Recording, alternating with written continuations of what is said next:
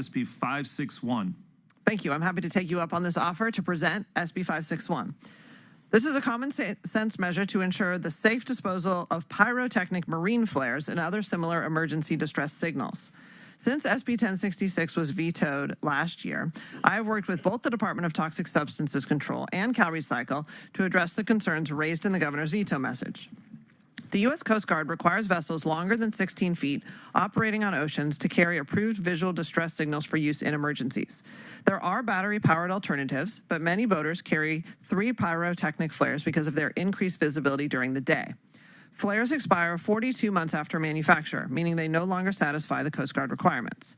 Because they can no longer be used for their intended purpose, they are reactive and ignitable based on the safety data sheets, the U.S. EPA classifies expired flares as hazardous waste. Additionally, expired flares are considered more explosive than new flares by the U.S. Department of Transportation because it cannot be determined whether they were properly stored since being purchased. Because expired marine flares are both hazardous waste and explosive, they cannot be disposed of in the trash can or at most hazardous waste facilities due to lack of special permits.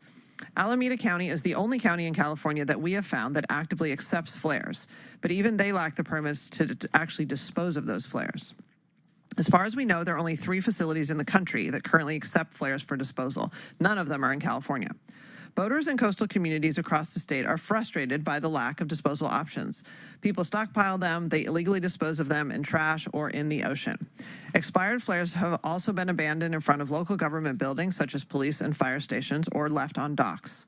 Local governments then become responsible for arranging for their disposal. These costs can be as high as $185 per flare because of a relatively few number of flares needing disposal and very high fixed transportation costs. What this bill does, SB 561, is it shifts responsibility for those costs to manufacturers and the boaters who use them.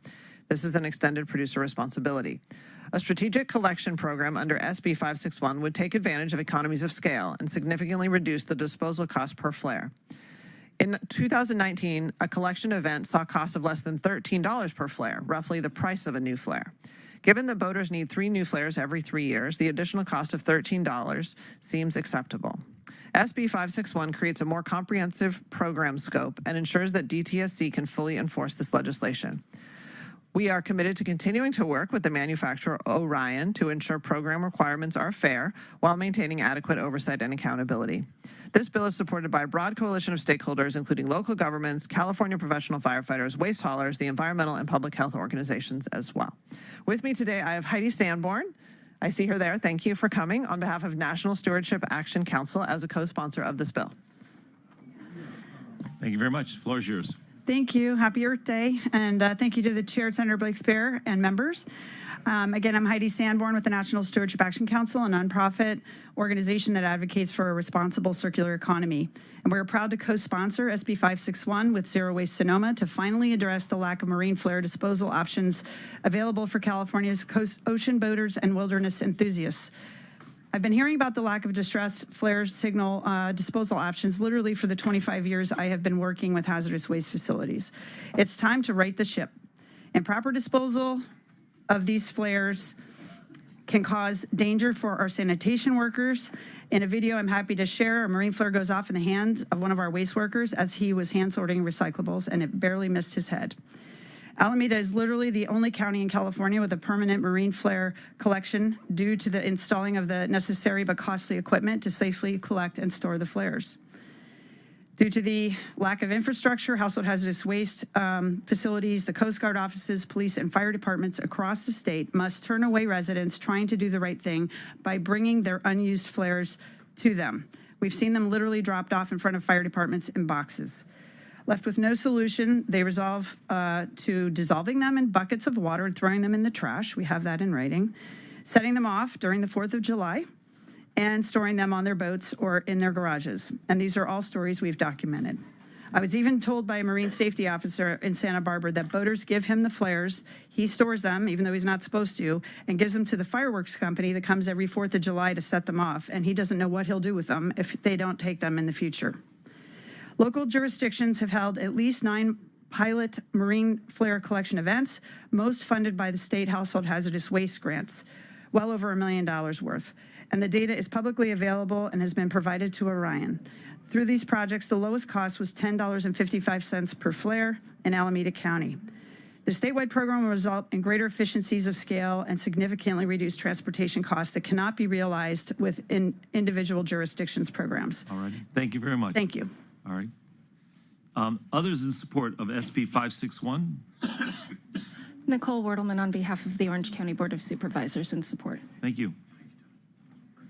Lindsay Golohoy with the Resource Recovery Coalition of California in support. Thanks. Thank you.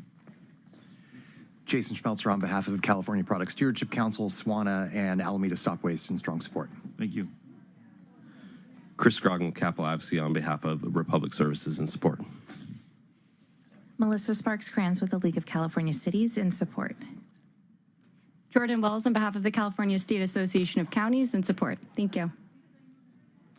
John Kennedy, Rural County Representatives of California in support. Thank you. Matt Broad for the Teamsters in support. Thank you. Caitlin Johnson with Political Solutions on behalf of San Mateo County in support. Thank you. Keely Morris with Edelstein, Gilbert, Robeson, and Smith on behalf of the Los Angeles County Sanitation Districts in support. John Moffett for Waste Management in support. Thank you. Others in support, please approach. Seeing no one else approaching, let's turn to the opposition. If you're opposed to SB 561, please approach the microphone. Seeing no one, maybe one. Right. Yes, opposition. Thank you. Chair Umberg and members, my name is Clay Crabtree. I'm the Senior Director of Public Policy for the National Marine Manufacturers. We're the trade association for the North American recreational boating industry, which has about a $17 billion impact in California. NMMA remains in respectful opposition to SB 561, as marine flares play a critical role in boat safety by providing a visible means of signal distress, aiding in locationing and positioning, and ensuring that vessels comply with Coast Guard's safety regulations. Flares are an essential safety component and can significantly increase the chances of a successful rescue operation in emergencies. SB 561 creates an extended producer responsibility plan for pyrotechnic marine flares, including smoke flares and hand flares. And unlike most other EPR programs, marine flares are nearly all produced by one manufacturer, which means that the cost burden of implementing this program is going to fall on one company. This will directly drive up costs for consumers on the types of flares that are shown to be among the most highly visible distress signals.